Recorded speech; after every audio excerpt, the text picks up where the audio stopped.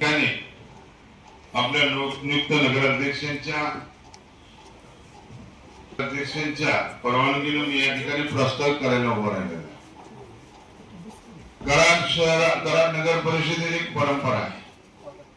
स्वर्गीय पीडी साहेबांच्या काळामध्ये सुद्धा विविध क्षेत्रातल्या काम करणाऱ्यांचं या ठिकाणी मानपत्र देऊन सन्मान करत होते.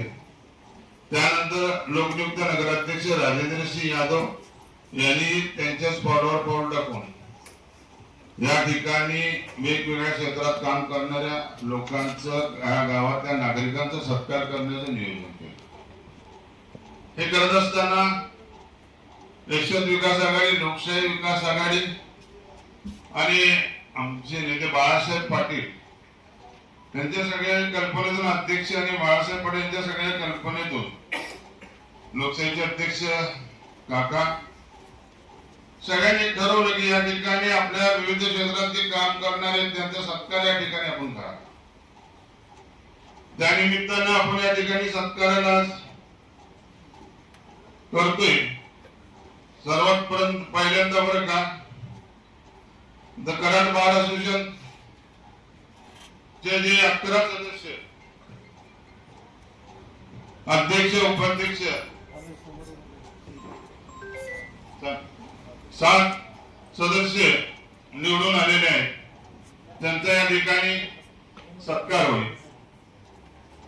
त्यांनी बरं का की गावासाठी अत्यंत चांगल्या पद्धतीने काम करावं या हिशोबाने या ठिकाणी आम्ही सत्कार करत आहोत. त्याचबरोबर आमचे मित्र माजी उपनगराध्यक्ष दीपकराव बेलवणकर यांचाही सत्कार या ठिकाणी हिमालयाचे सर केल्याबद्दल आणि काल ते त्यांची व्यथा सांगत असताना अंगावर शारे उभे राहतात.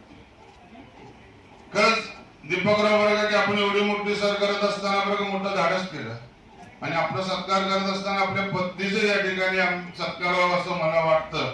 कारण ज्या महिलेचा जोपर्यंत बरं काय साथ नाही तोपर्यंत कुठल्याही पुरुष काय करू शकत नाही.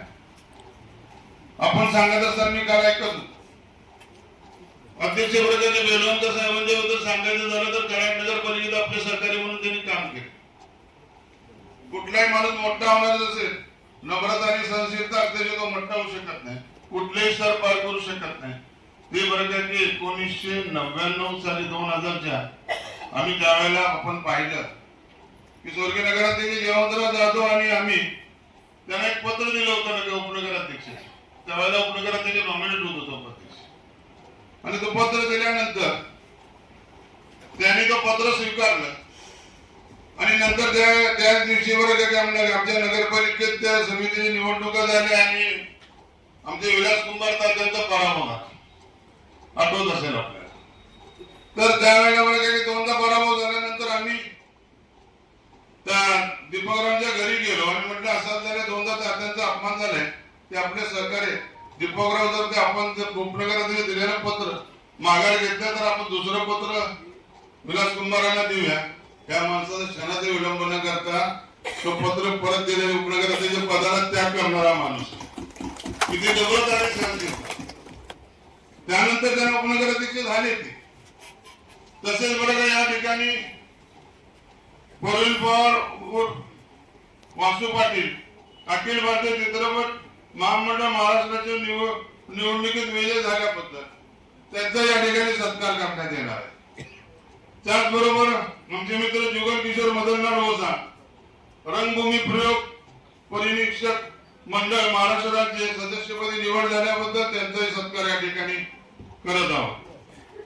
राजवीर विश्वजित मुंजे 10वी परीक्षेत या 100% गुण मिळून त्या कराडच्या वैभवामध्ये भर टाकणारे राजवीर विश्वजित मुंजे यांचाही या ठिकाणी सत्कार होतो. त्यांनी 100% मार्क घेतलेले.